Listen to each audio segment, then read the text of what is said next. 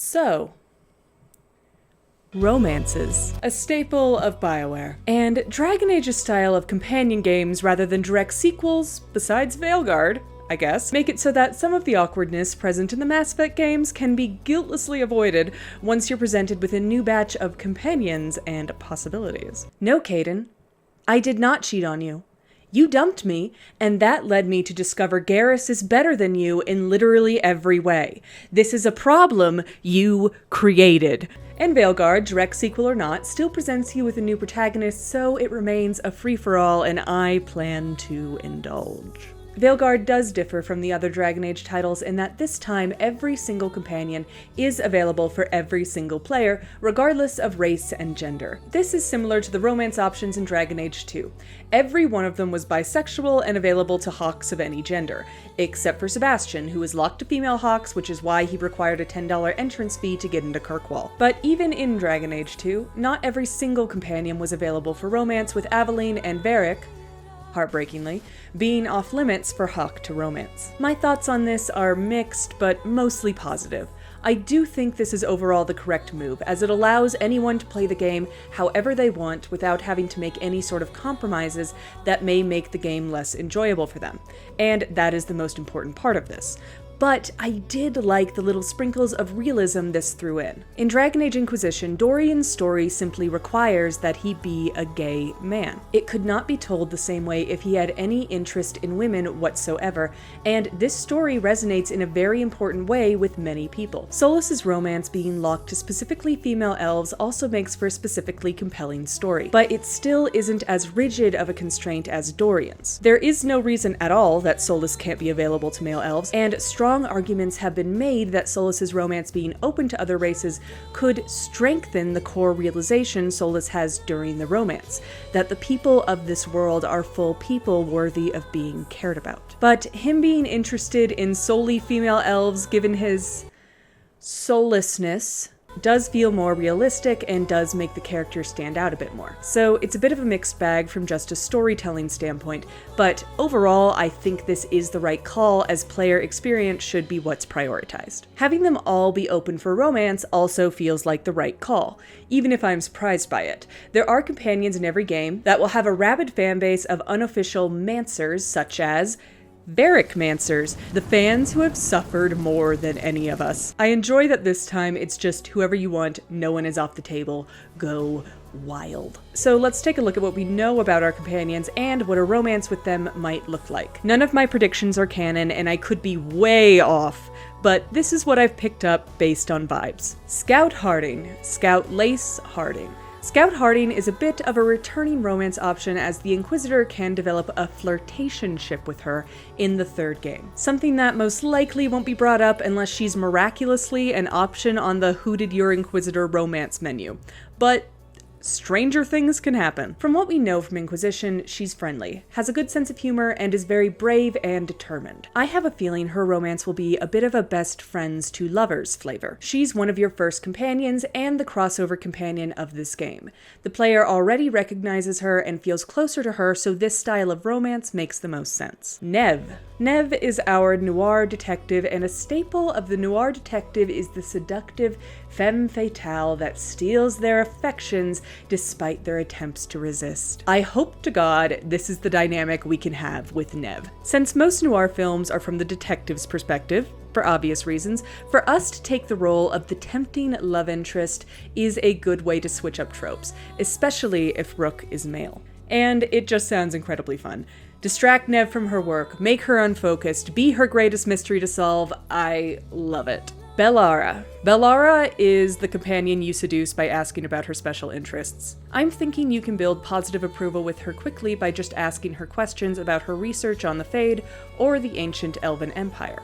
I also wonder if you'd be able to gain approval with her if you show sympathy to Solas and his cause. Many people think Bellara will be the mage you cannot trust. As in every Dragon Age game before now, a mage has betrayed you. But we'll put a pin in that point. She's the one you could happily nerd out about your niche interests to, and nothing, I think, will make her fall for you more than if your niche interests line up with hers. Taash. First things first, I don't know what Taash's pronouns are. Most articles say she, but Corin Bush, in the Get to Know Your Companions video, says they, them the entire time. So I'm going to use they, them here. Taash is described as blunt and straightforward, so I'd bet they respect you responding or acting in kind.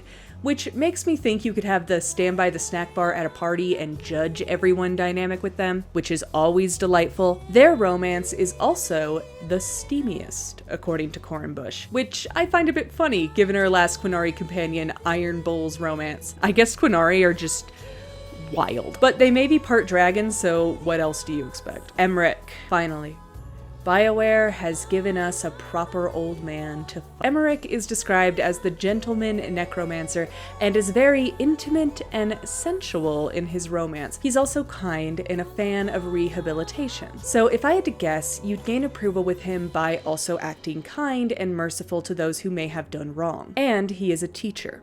So I imagine being willing to learn about his craft or perhaps just learn in general will gain his favor. I'm gonna be honest, Emmrich is very tempting. I'm sure it won't take me long to make a rook for him, especially since he starts calling you my dear once you're locked into his romance. Something tells me Emmrich may not be the most popular romance, but I think he will have the most devoted fans. Lucanis. Lucanis is, as described by his writer Mary Kirby, the party dumpster fire, the sole dumpster fire in fact, which scares me, considering that dumpster fire is the default state of existence for most Dragon Age companions. So either Lucanis is so much of a dumpster fire he makes everybody else look like candles, or the rest of our party is made up of genuinely hinged individuals.